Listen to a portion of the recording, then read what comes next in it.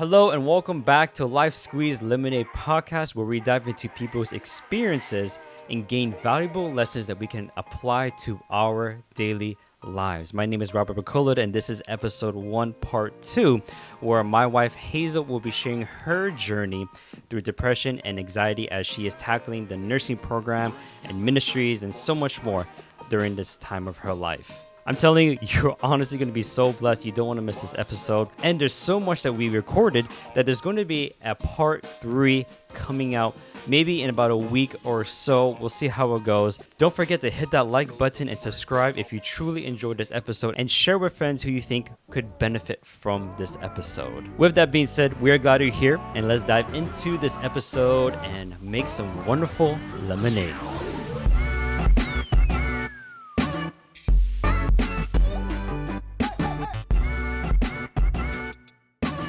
And back from our commercial break. Thanks, guys. Thank you, Josh, for sharing. Really, that was powerful stuff. And Robbie and Hazel, thanks for adding input. You know, all our listeners and viewers are going to enjoy this.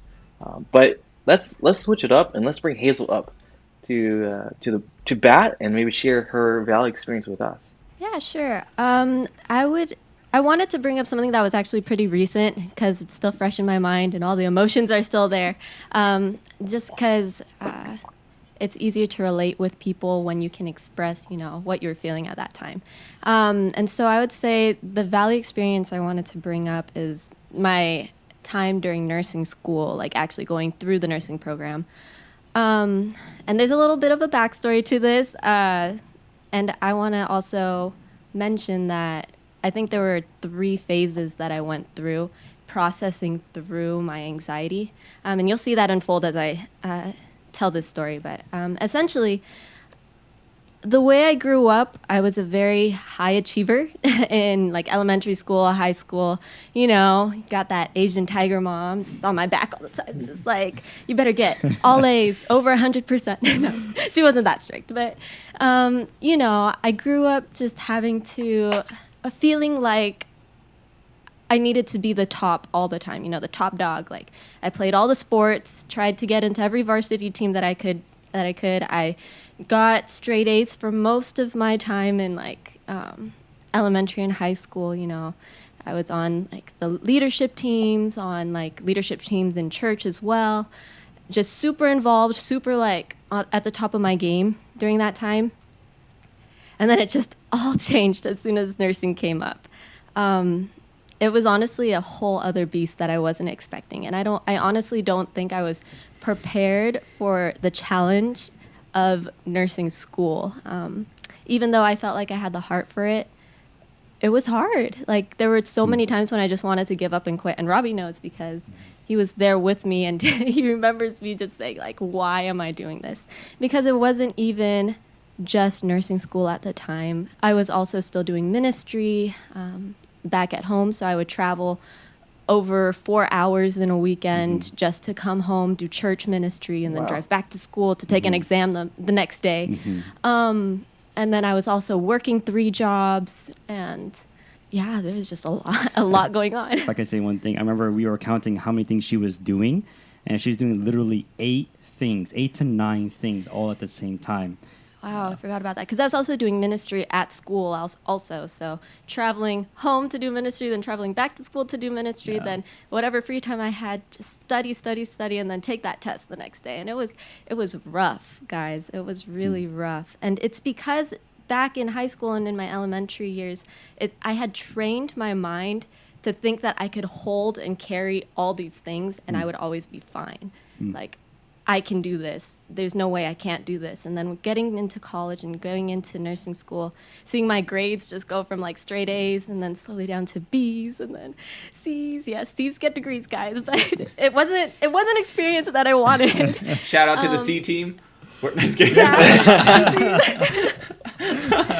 Yeah, but oh man, it was. The only way I can describe it is as the anxiety kept building up and I felt all these expectations kind of crashing down on me from, my ministry teams and then also from my professors and also my friends.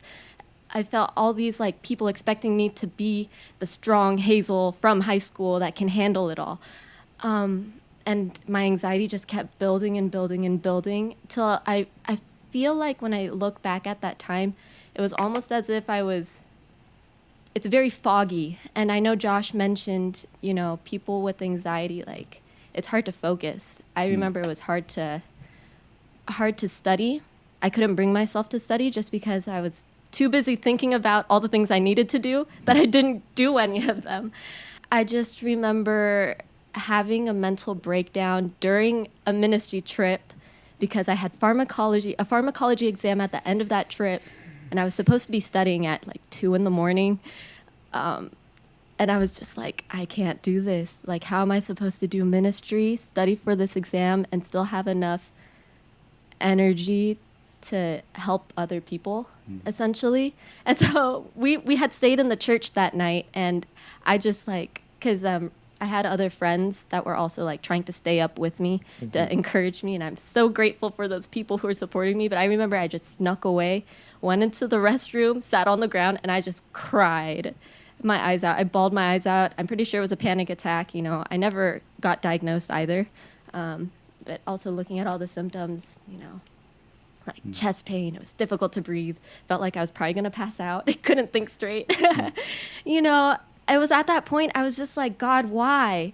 Why are you why can't I handle all this?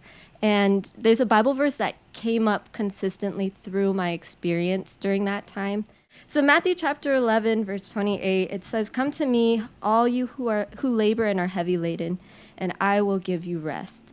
And we hear about this verse all the time, and I thought I understood it, but I don't think I truly did, because I was like, my perspective of that verse was like, okay, God, I'm tired. Go ahead and bless me now. I'm ready for your blessing. I never actually gave up the things that were making me break down. And I guess that's kind of the first point I wanted to bring up in this first phase that I was in, is that sometimes when God tells you come to me to rest, that doesn't mean just he's just going to bless you whenever you pray to him. It means that sometimes you can also have to make a hard decision to stop doing the things that are hurting you so that he can bless you, so that you put yourself in a position to be blessed. You put yourself in a position to rest. And I did not get that at the time. Looking back at that time, I was like, no, God, I refuse to let go of all these activities that I'm doing because I think I can do it. I'm pretty sure that the Hazel from high school still exists right now, and I can handle every single thing that I'm doing. And to give you kind of a visual of what it felt like, it's like, when you're carrying a lot of things and you drop one, so you kind of bend down to pick it up, and then you drop another thing, and so you bend down to pick that up, and then you start dropping another thing, and it's just a never-ending cycle of juggling all these things that I'm trying to hold. And God is literally telling me, Hazel, let it go. It's okay. You don't have to hold on to this. Let me give you rest by giving up those activities that you're doing. And so it was a constant struggle during that first phase. But eventually, thanks to Robbie, and then also just because I couldn't do it anymore, my mental health was just frazzled. It was gone by that time. I was like, okay, I'm going to have to give up some of these things. So I did. And so that kind of moves us into the second phase where Robbie was able to convince me, you should probably get counseling for all these, for these feelings that you're having, because I was at the point where I was just crying almost every night. I was like, I can't do this anymore. I gave up trying to even get C's at one point. I was like, I'm just going to get through this test, and whatever I get on this test, I'm going to live with it. And so I went to a counselor. I also started talking to my professors more, being more open and honest about hey, I can't do this assignment. And that's something I also wanted to point out, guys. If you are in college right now and you really can't finish an assignment, reach out to your professors, because most of the time they will work around you for that if you're honest with them about how you're doing. Because that was something I was not doing. And my professors were like, Hazel, why are you struggling so hard? Do you need us to give you an extension? And so I started asking for those extensions, and I started going to counseling, and I started being more open with my friends and my family, telling them, hey, I can't make it this weekend to the ministry event, or hey, I can't do this anymore. Started putting my nose and my boundaries up. Boundaries are there. And yet the anxiety didn't go away. And I was like, okay, now that I'm starting to put up proper boundaries, and now that I'm starting to do the things I think you should be doing when you have anxiety, why aren't things getting better?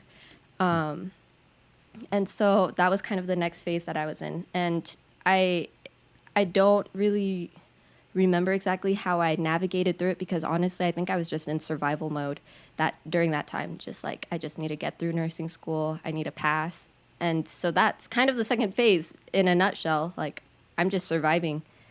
And now I'm in this third phase where I'm starting to be okay doing ministry again. I'm starting to be okay taking on tasks just slowly, because now I've learned to gauge my capabilities. And I think this is where it stopped being anxiety and it became more depression, because I know we're talking about both anxiety and depression. And once again, I've never been clinically diagnosed for it, but like I'm sure I had episodes where I was just very depressed, not being able to get out of bed, feeling so down, and I didn't know why. There's a time when I just did not eat because once, I was busy for one, but then also I just didn't have an appetite, and I lost a lot of weight during college. And there was, during that phase, I was also feeling kind of angry. And I guess I still haven't worked out the feelings completely yet about what I was feeling, but I know that towards God, I felt upset and frustrated because I look around me, I see all my friends, and they're thriving, Even my friends in nursing school, of course, we're all kind of struggling together, but some of them were just, I'd see them on weekends having fun. I'd see them, hanging out with each other while I'm just in my room too depressed to even get out of bed. And I'm just like, God, I did all this ministry for you. I tried to support my church and my school family and my own family as much as I could. I gave everything to you. Mm-hmm. Why aren't you blessing me the same way you're blessing other people? And it took me a really long time to get out of that idea that I deserve to be blessed because I did all this for you. Yeah, and I feel like I can kind of relate to that a little bit. I remember like in PT school, it was really funny. I'm grateful for a lot of my homies. They know who they are. They know that we would be in the PT class playing Super Smash till like 12 o'clock before a test. Shout out to those guys. You are part of the reason why I nearly didn't make it through, but still love you guys, But it's like, man, like, you just wonder, like, am I the only one going through this? Does no one feel this way in PT school? To have to deal with all this. Everyone seems like they're happy and they're doing great, and it's just like, man, God, why? And the same, it's like, God, have I not done this much ministry? I dedicated a whole year. I cleaned teeth for a whole year for you. It was gross. Like, there was so much stuff they were chewing in there, man. But I bent my back and, got back pain because of that. And I'm like, God, now that I finally have time to rest, like, now anxiety? Really? But I can relate in a way. But go ahead, Hazel. I'm gonna let you keep going. No, I appreciate it. Yeah, it was rough. I'm sorry. I'm still kind of trying to get my head in the game. During this time, there was a really significant verse that also kind of was a wake-up call, when God kind of chastises you, but very gently, kind of like, that still small voice. So this was my still small voice, and it was also found in the book of Matthew, chapter 6, and verse 32 or 33. But seek ye first the kingdom of God and his righteousness, and all these things will be added unto you. And God told me through this verse, I remember it was just such an epiphany for me that I remember I told like 3 of my friends, I had to like get up with my Bible, and I was like, guys, look at this verse. Look at this verse. Look at what I just discovered. And they're probably like, okay, Hazel. But it was just because it says, seek ye first the kingdom of God and his righteousness, and all these things will be added unto you. God was literally telling me, Hazel, I am not trying to withhold these blessings from you. It's because during all these times when you thought you were giving it to me, you never sought me. Like, you never spent time in devotions with me. You never spent time with me. You thought that by serving all these other people and all these other activities, you were serving me. But it's like, I just want to know you, Hazel. Like, I don't care about, that you gave someone a 1-hour back massage for a back massage clinic. I don't want to know that you sang for praise team 6 hours away from where you were at school and then drove back that same weekend and did a test. Like, God was like, no, that's not the point. I wanted to spend time with you. And I was just like, whoa. Like, I did not do that. Yeah, that's kind of, that was my experience. Still kind of getting out of, the depression, anxiety. There's still remnants of it there, I admit, because I'm still learning to process through it. But God, he's been there ever since, he's been there every step of the way. And ever since then, it's just been so much more apparent how present God was when I felt like there was absolutely nobody there. Yeah, that's really powerful. Yeah. Honestly, I mean, I heard Grayson. I'm like, oh yeah, I'm with got him. that heartburn right there, dude. My brain was kind of like, when you're talking about this idea that you had of, being challenged by God to say like, look, those activities are fine, but it doesn't get down to the root of the issue. Is that what about me and you time, right? And really, that's a hard question to be asked at any stage. You could be on the mountaintop or the valley, and it's no matter where you are, it's always a slap in the face a little bit, and like, oh yeah, about that, I need to catch up on it, right? There's this phrase I've been kind of mulling over my mind. There's, usually I'm a pretty happy-go-lucky guy. I usually look things positively, but there's moments where I'm pretty cynical about things as well. And one of my cynical moments recently was that in dealing in pastoral ministry or just ministry in general, some of the dramas and problems that we have within the church and just with people are based off these ideas of like individuals, or at least adults, and their problems that they cause are based off, either identity crisis in identity, crisis in trauma, crisis or in pain, and it manifests itself in really silly things when it comes with dealing with other people. And like as I'm like observing this, I'm just not necessarily your story, but other people. I'm just like, how many of those times have God addressed it with them? But then like, no, that's not the issue. But here, here's Hazel. She's, I don't know how old you are, Hazel, but in her mid-20s, right? Hazel's has this big shift in identity. It sounds like, you use a phrase here, strong Hazel. And so now I'm wondering, like, how does Hazel look at herself now? Is she still strong Hazel, or is that shifted, or is that a different person now? Are you a different person than strong Hazel? That's actually a really interesting point. I've never actually thought of that, but yeah, it was like kind of an identity crisis I was struggling with. Now that you put it that way, and now, how would I describe myself? Maybe you guys can help me with this. How I would feel now is almost like someone who's just been through a really tough war and come home. Wounded combatant. I got a purple heart for all the injuries. Yeah. Man, maybe just wary Hazel, as in wary Hazel. Okay, I like that. A wary Hazel. Like I'm kind of like, I know my limits a little better now, but I'm still tired from that experience, and from even now. We're not. After going through something like that, I can say without a doubt, I'm still not okay. But we are getting to that point. So wary Hazel. Oh man, that's can I say something really quick? Go ahead, Josh. Dude. This is something that I've learned. Obviously, sometimes when you go through depression, anxiety, you wonder why, and it's hard to actually think of good reasons, because I feel like there are very few like good reasons. Oh yeah, it was a great experience for this reason, but I notice I could say that in a way I do believe I have overcome. Don't get me wrong, I do have days where I'm just like, kind of like in the gutter, and like days where certain thoughts want to come back, but for me it's like, no thank you, like I don't need that, bye, But there would be days where that are just like, I'm just driving down the road and I'm just like, wow, 2-3 years ago when I would drive down this road, my mind would not be in a good spot, but now I'm so satisfied with life, I feel that people that go through depression and anxiety and that overcome experience the greater joy with just living. And it's like though you may not have felt that way just yet, because for you, like you said, like a weary Hazel has appeared, like it's still a battle. But when the day comes when you're over this, and God willing, I do believe it'll come. You're gonna be that much happier because you appreciate how good and gracious God is and how amazing and how blessed it is to be alive.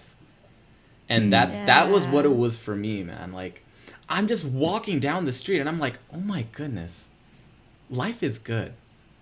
Like, I can see the sun. Awesome. Like, I can go and I can skateboard with my boys. I can have a good time and like, wow. So not that depression or anxiety is good, but overcoming it gives you that much more satisfaction with life. Because I felt like before going through all this, life was just like, yeah, it's life. You go, you have good days, bad days. It's just part of all life is. But now I find myself that much more grateful and that much more blessed. I've gone to a couple of weddings with my PT classmates. Shout out to them. Congrats to them, getting married.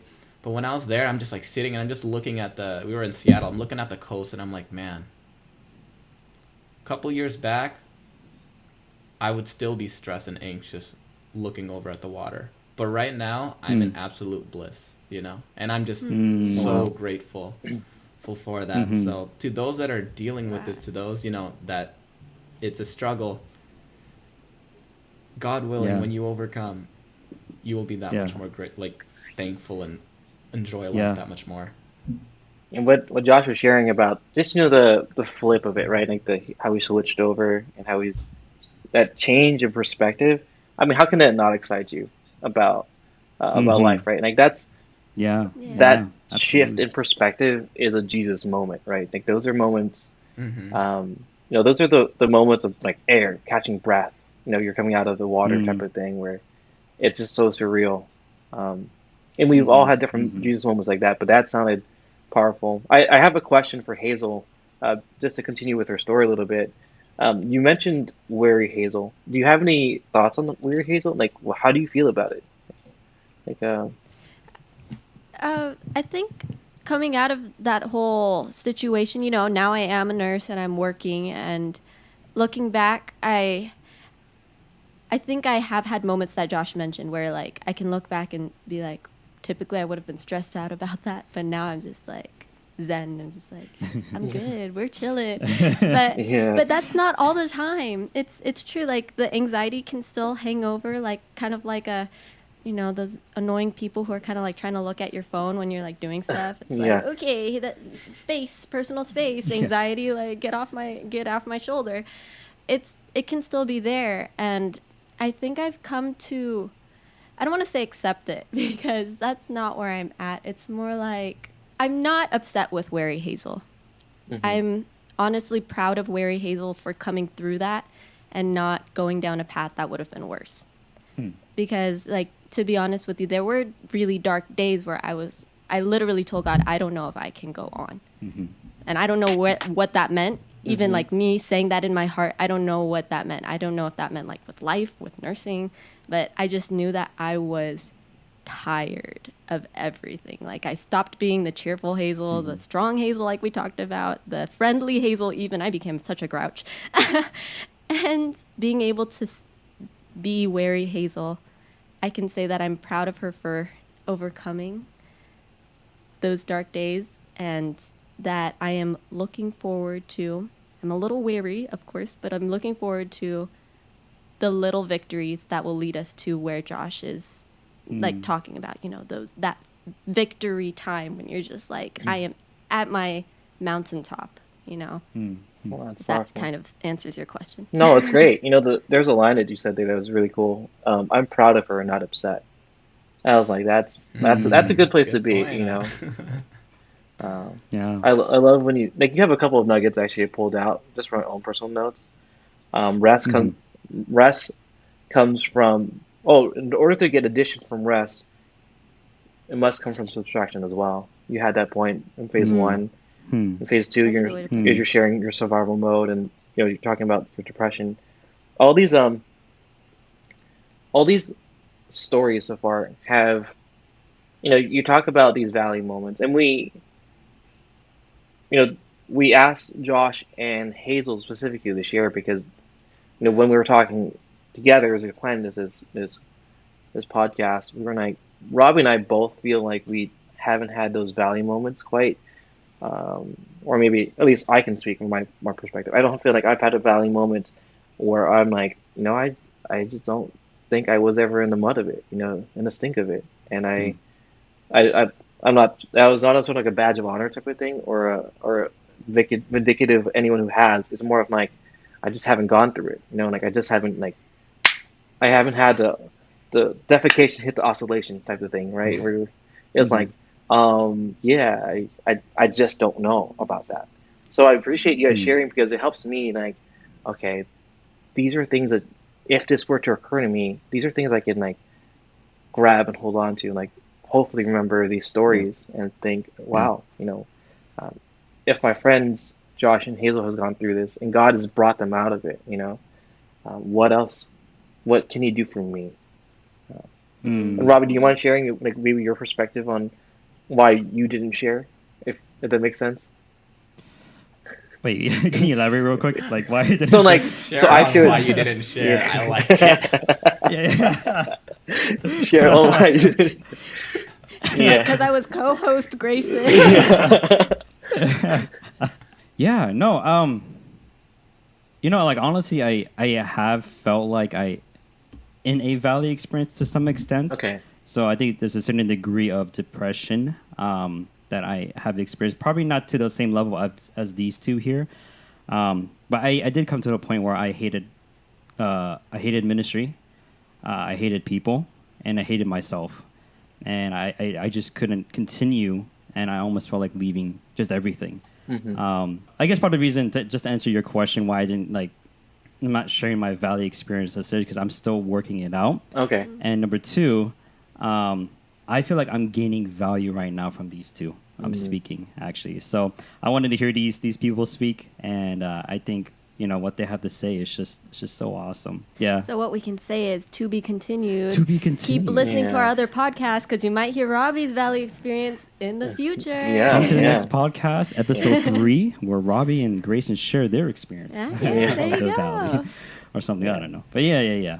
So no, I definitely want to continue this conversation. It's okay to not be okay to be a running thing we come back to, because there's I was just thinking, I was like, what, there are people in our lives that will hear this at some point and they want to share their story. So I want to be able to bring them on and be like, hey, let's hear their stories. Or absolutely, the more the merrier. Yeah.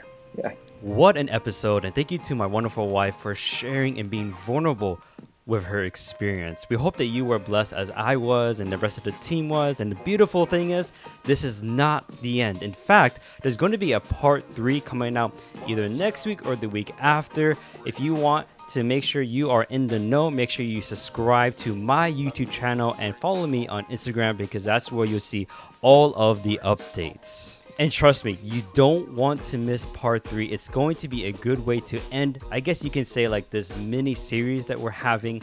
And yeah, there's going to be some tears shed in that episode. So you guys are going to like it. You guys are going to love it. And don't forget to hit that like button, because it will help people find this episode. And make sure you share it with friends.